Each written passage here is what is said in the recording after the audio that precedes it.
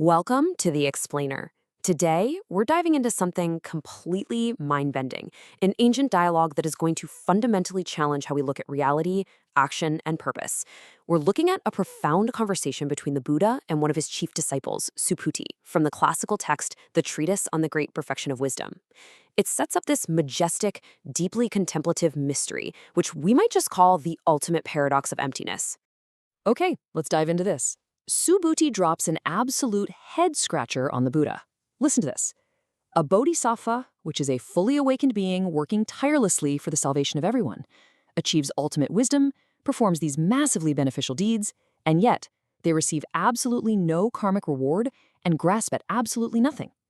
I mean, why would a fully enlightened being dedicate boundless energy to the universe without seeking a single thing in return? How is that even possible?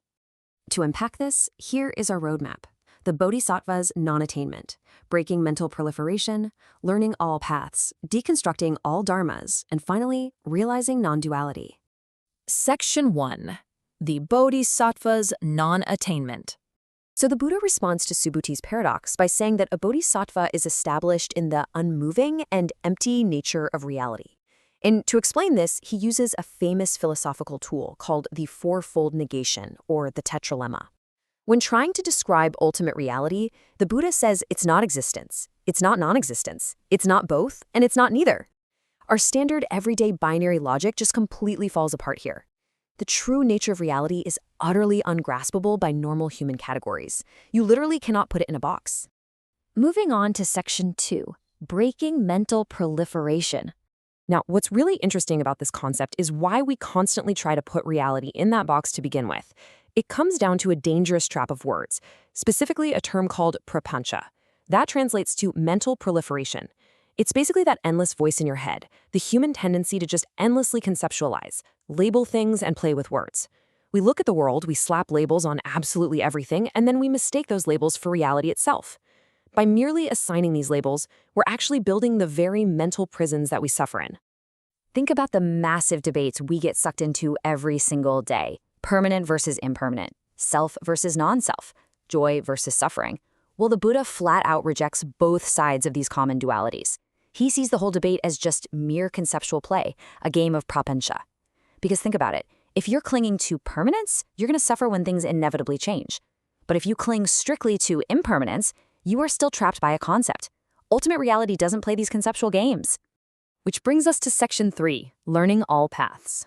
So naturally, you might be wondering, if everything is just empty conceptualization, if words and forms are all illusions, why should a bodhisattva bother doing anything at all? Why not just check out completely? Well, this is where the Buddha contrasts two different spiritual paths. You have the lesser path, like the arhats, who seek immediate personal liberation. They see the suffering, realize it's empty, and essentially make a swift exit into nirvana. But bodhisattvas, they do something way more radical. They choose to master absolutely every path and enter every realm to save others without ever getting stuck in those realms themselves. And this brilliantly illustrates how a bodhisattva operates. There's this amazing analogy in the text. Imagine visiting a loved one in a dark, dismal prison. You walk through the cells, you interact with the inmates to help them out, but you don't put the shackles on yourself, right? The bodhisattva plunges into the deepest sufferings of the world to help, but remains completely untrapped by the karma of those realms. But to actually pull that off, a bodhisattva has to intimately understand incredibly diverse realms of existence. We're talking the pathways of hell, the realm of hungry ghosts, the animal kingdom, the human world, the heavenly devas, and the warring asuras. They have to deeply know the specific causes and conditions of every single type of suffering, so they can skillfully guide any being, no matter where they are trapped, back to the light. Now, how do you talk to people trapped in an illusion without getting caught up in the illusion yourself? It's like an echo. A bodhisattva completely understands and uses all the languages, concepts, and teachings in the 3,000 realms. They will use words to guide you, but, and this is absolutely crucial, they never forget that these tools are as empty and transient as an echo. They literally use the illusion to break the illusion. All right, Section 4, deconstructing all dharmas. So how do we practically apply this? How do we break down our rigid view of reality so we can start seeing the world like a bodhisattva? The text gives us a super practical meditation, deconstructing dharmas or phenomena. Let's use the classic chariot analogy. Step 1, You observe the solid concept of a chariot. Step 2. Mentally break it apart. Its wheels, an axle, some wood. Where's the chariot now? Step 3. Realize those parts, the wood, the metal, have no fixed, independent nature either. They're just atoms and elements. Step 4. Watch that solid concept you were clinging to completely vanish. It was only ever a temporary assembly of parts. But Subhuti is sharp. He asks the exact critical question we are all probably thinking right now. If absolutely everything, even the Buddhist teachings themselves, all dharmas, are formless, empty, and meant to be mentally destroyed like that chariot, how do we actually practice? What is there left to do? That leads us to our final stop, Section 5, realizing non-duality. So the crucial point is this, and it beautifully resolves Subhuti's opening paradox. As long as you operate in duality, believing things strictly exist or strictly do not exist, you are trapped.